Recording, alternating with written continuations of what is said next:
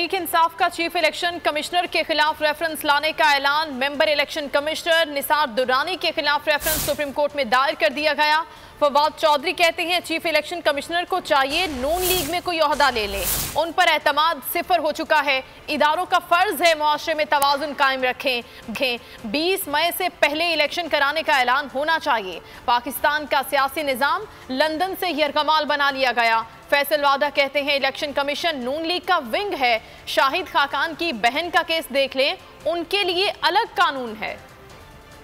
तो पाकिस्तान के अंदर जो सियासी बहरान है उसकी जो सबसे बड़ी वजह है वो इलेक्शन कमीशन का बहैसियत एक इदारा नॉन फंक्शनल होना है। इमरान खान और पाकिस्तान तहरीक इंसाफ उनका इस चीफ इलेक्शन कमिश्नर और इलेक्शन कमीशन के ऊपर एतमाद सिफर हो चुका है। आज हम इस इलेक्शन कमीशन के खिलाफ एक कानूनी जदोजहद का आगाज़ करने जा रहे हैं। हम चीफ इलेक्शन कमिश्नर के ऊपर भी जो रेफरेंस है वो लाने का फैसला कर रहे हैं। 20 मई से पहले इलेक्शनों की ऐलान नहीं होता।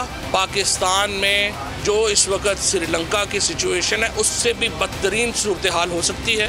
अगर आज सुप्रीम कोर्ट और इलेक्शन कमीशन में जो लोटों के केसेस हैं उनका फैसला हो जाता, पाकिस्तान में सियासी बहरान कम हो सकता था। पाकिस्तान का सियासी निज़ाम इस वक्त लंदन से यरगमाल। जो बर्बरियत और नाइंसाफ़ी मेरे साथ की गई है उसकी मिसाल आपको पूरे पाकिस्तान में कहीं नहीं मिलती जी। ये इनका बायस है मेरे खिलाफ। खाकान अब्बासी की बहन सादिया अब्बासी का केस आप देख लें, कानून उसके लिए कुछ और है।